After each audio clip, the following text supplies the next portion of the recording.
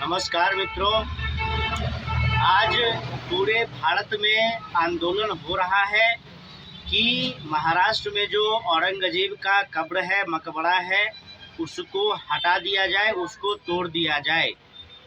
तो यह मांग बहुत ही ज़रूरी है, आवश्यक है, क्योंकि हिंदू विरोधी मानसिकता के लोग जो सनातन हिंदू धर्म को मिटाने का प्रयास करता है, ऐसे लोग हैं आज समाज में जो सनातन के घोर शत्रु हैं, सनातन के घोर विरोधी हैं।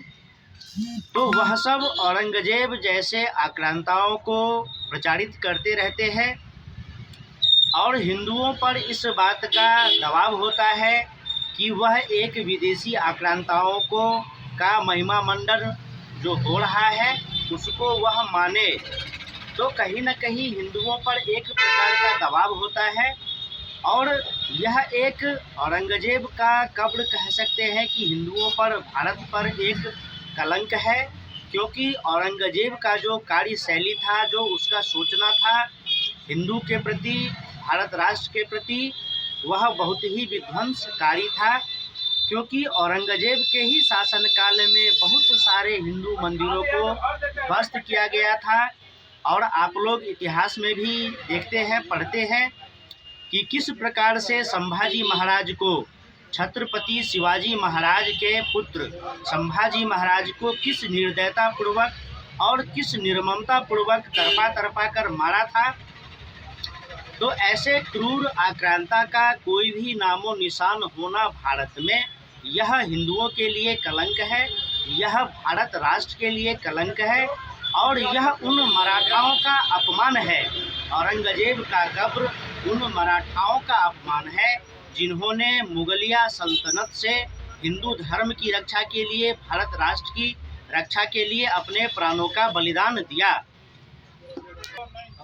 हिंदुओं का वैभवशाली इतिहास रहा है और आगे भी रहेगा।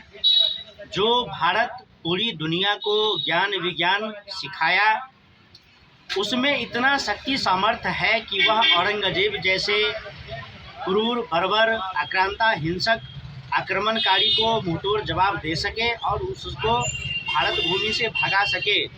और ऐसा किया भी गया था। मराठाओं ने मुगलों को समाप्त ही कर दिया था। फिर अंग्रेज आए थे और फिर पूरे भारतवर्ष में अंग्रेजी साम्राज्य स्थापित हुआ।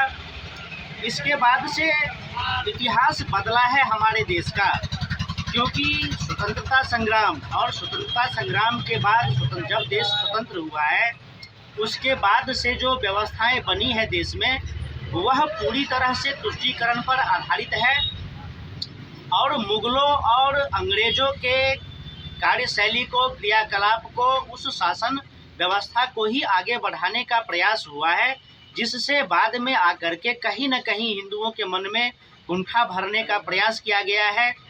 झूठे इतिहास के माध्यम से, झूठे प्रोपेगेंडा, झूठे नेतागिरी, झूठे पत्रकारिता के माध्यम से हिंदुओं के मन में एक कुंठा भरने का प्रयास किया गया है, जिससे हिंदुओं में टूट हो और फिर से भारत को गुलाम बनाने का प्रयास किया जाता रहेगा।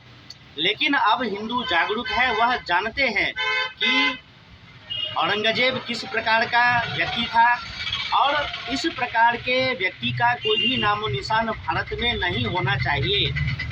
आज कोई कहे कि बाबरी को शहीद कर दिया गया या जो कुछ भी कहे, लेकिन बाबरी मस्जिद भी एक कलंक ही था, क्योंकि बाबरी मस्जिद बनाया गया था हिंदुओं को अपमानित करने के लिए, राम मंदिर को तोड़ करके।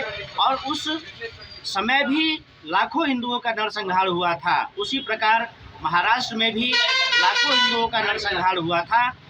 इसलिए आवश्यकता है कि औरंगजेब का नामो निशान इस भारत में नहीं हो, और औरंगजेब ही क्या, इस प्रकार के जितने भी आक्रांता था भारत में, उस सब का नामो निशान नहीं होना चाहिए।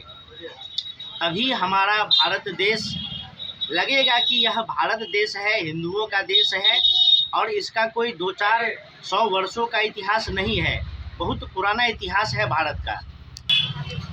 आखिर अपने शत्रुओं का फोटो लटकाना, कौन चाहेगा कि हम अपने शत्रु का फोटो अपने घर में लटकाएं, या कौन चाहेगा कि हमारे बगल में हमारे शत्रु का कोई बहुत बड़ा मकबरा हो जिसने हिंदुओं का कत्लेआम किया हो।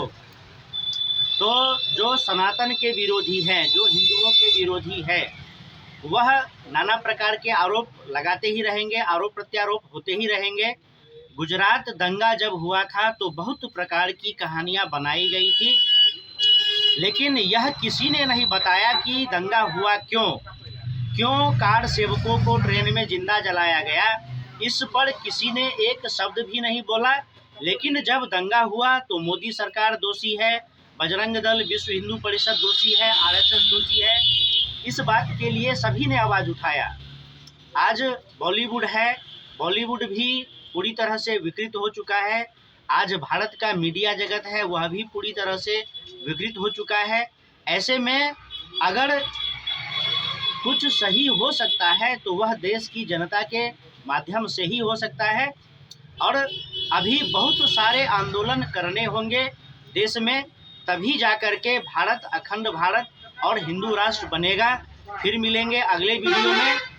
अगर मेरा वीडियो आप लोगों को अच्छा लगा, पसंद आया हो, तो कृपया करके मेरे वीडियो को लाइक करें, कमेंट करें, शेयर करें और चैनल को सब्सक्राइब करना ना भूलें।